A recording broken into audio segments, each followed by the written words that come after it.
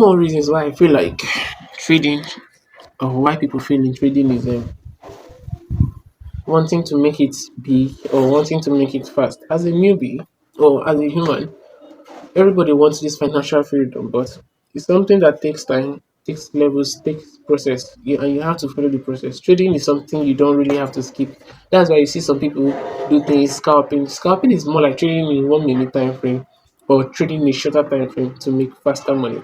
So when you need money, you tend to start scalping. And when you're scalping, you're actually exposing yourself to enough risks, and you end up losing in the market. When I say not having a real source of income, I want you to understand something. Because when you come to the market with a no source of income and after saving for like 3 months and you finally made up something to trade in your account, that is where the fear of the unknown will also come in because how do I get back this money I have made in 4 months? Imagine saving up $40 in 4 months and you're left to trade it in 1 month. You'll be afraid. Fear of the unknown will come in. Fear of losing that money comes in because you don't know how you're going to make it. I always tell myself something, not just myself, I always believe in something, right? If you have a steady source of income and you get to fund at most 20 or 30% of your source of income to your trading account as a side hustle for the meantime, you'll be a successful trader because, yeah, this is just 20% you're funding, and 20% should not really mean anything to you because you have 80% to hold on to and plan your life ahead. 20% is more like your, should I call it your miscellaneous money and any other kind of money you need.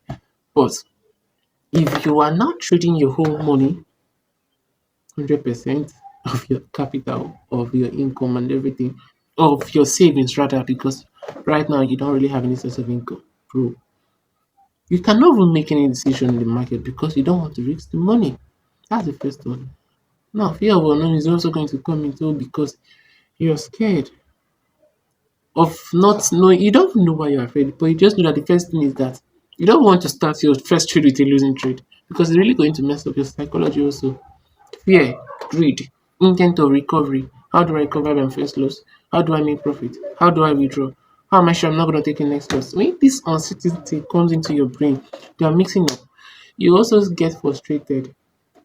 You also get frustrated. That is where revenge trading also comes in.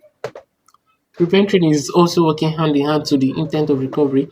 You have to, oh my God, revenge trading is really bad. It's more like gambling now because you are pissed off, you're frustrated.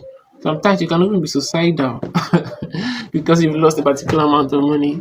So if you're any of them, if you get easily frustrated, if you get suicidal, if you break things while trading, then I think you have to learn to adjust rather because you will always lose.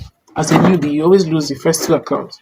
Yeah, you always blew them up. So start by trading what you can lose. These are the possible solutions. Having a real source of income, trading with your spare, or at most 20% of your savings of your source of income. If you lose it, it's just 20%, it's not the world. Then the third solution would be knowing that tomorrow can also give you a good or a real opportunity. And if you just have this mindset of 80% target is also meeting up your target, then it will help you a lot. It will help you a lot. It will really help you a lot. And also knowing how to, do the right thing at the right times. Not okay, knowing how to identify between greed and hope is one of the things that will also help you. When you're being greedy, you've done 80% of your full take profit and you feel like price should do 150% because it easily did 80%. That is not being greedy. And you may think you're hoping for the better profit, hoping for more, but you're just being greedy because you're unsatisfied with the 80% you've done and you're not trying to scale up the profit and you're still exposing yourself to more risk because the more margin is going to cover is the more risk you have to risk or the more risk you have to put in place for it to cover that margin.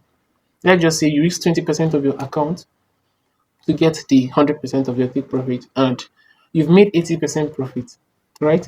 Now, because you are now hoping, which is being greedy, to make up to 150% because the price did 80% so fast and one thing you now start you're not open to losing the 80% you've made because you have to risk like 30% of what you've made to cover up the 70%. This is what breaks up into having this break even. Break even is where you trade your stop loss above the entry. So instead of doing like this, this is what I would have advised, or this is like a possible solution. Instead of risking the whole account, or instead of hoping too much, if you feel like the 80% you've done is not enough, this is what I used to do. If I see a trade has more potential to continue in my favor and my take profit is quite close enough. Now, before I even do this is how we trade here. We always have a target in our chart here. If price should get to this target, then we are done. Whether it's going to go up or go down, I don't care, because that is just like the chart target my brain has registered. Unless my take profit has not is not situated at any real target.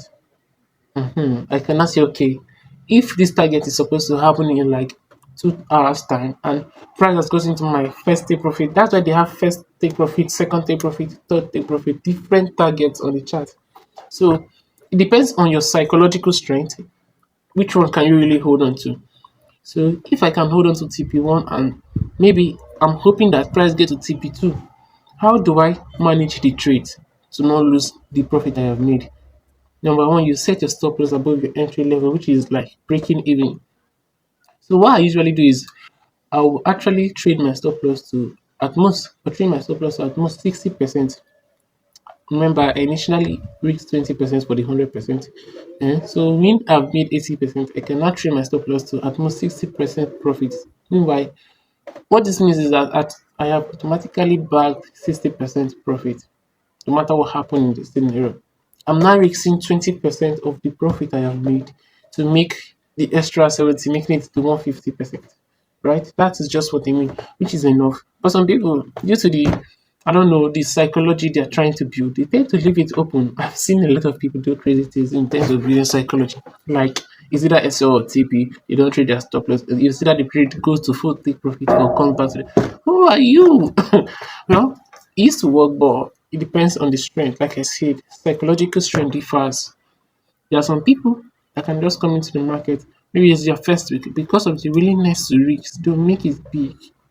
And you feel like they know what they're doing. It's just the ability to risk. At times they take big loss also. It's just it. So I'm going to stop there on why traders fail. I think that will be enough reasons